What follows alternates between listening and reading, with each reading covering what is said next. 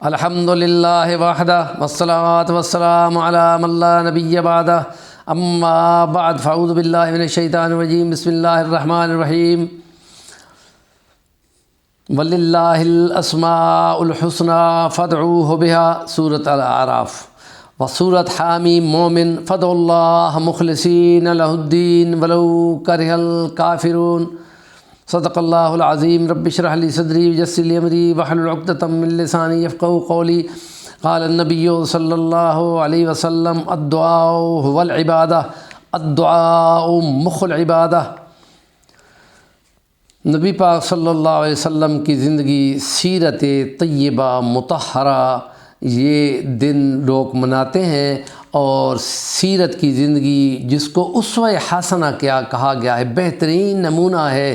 دنیا کے لوگ کہتے ہیں ہمیں زروسٹر کے بارے میں، موسیس کے بارے میں اور بدھ کے بارے میں بہت کچھ معلوم نہیں ہے، کچھ معلوم ہے، لیکن نبی پاک صلی اللہ علیہ وسلم محمد رسول اللہ کے بارے میں we know everything of his life, ہمیں ہر چیز کا لمحے لمحے کی داستان معلوم ہے۔ تو جب داستان معلوم ہے تو اس کو فالو کرنے کے لیے رکھی گئی ہے۔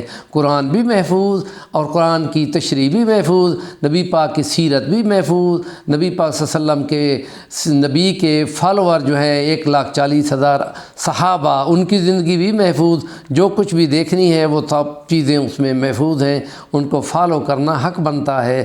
وہ فالو کیا کرنے جن کی تعلیمات کی بہت سارے حصے گم ہو گئے ہوں، اور انسائکلوپیڈیا برٹانیکا بائبل اور یہ اولڈ ٹیسٹمنٹ اور نیو ٹیسٹمنٹ کے بارے میں کہتے ہیں 50 ہزار اس میں غلطیاں ہیں۔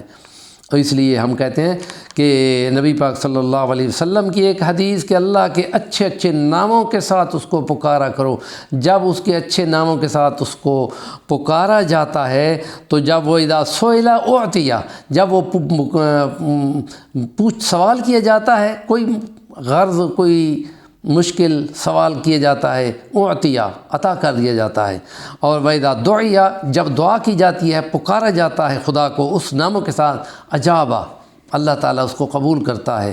اچھا تو ہے ادھر ہی قبول ہو جاتا ہے، نہیں تو آخرت کے دن قبول ہوگا تو وہ پھر وارے نیارے کر دے گا۔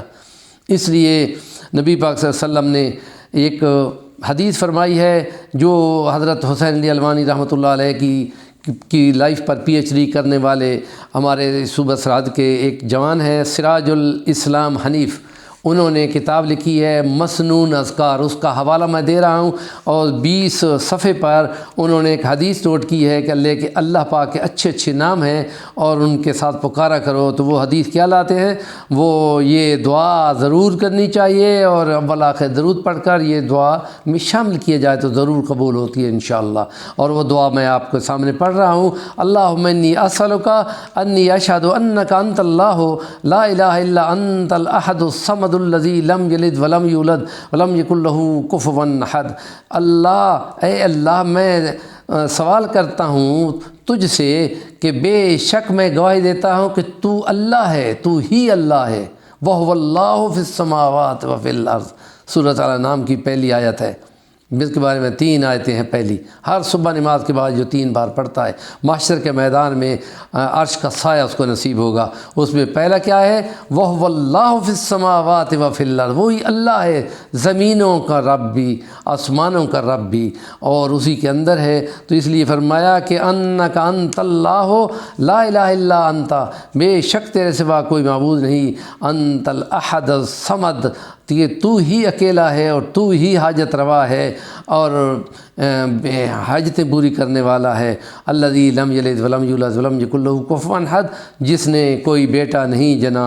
وقالت الیہود عزیر ابن اللہ وقالت النصارى المسیح ابن اللہ ذلک قولہم بافواہہم، یہ صرف لپ سروس ہے، ان کے منہ سے نکالی ہوئی باتیں۔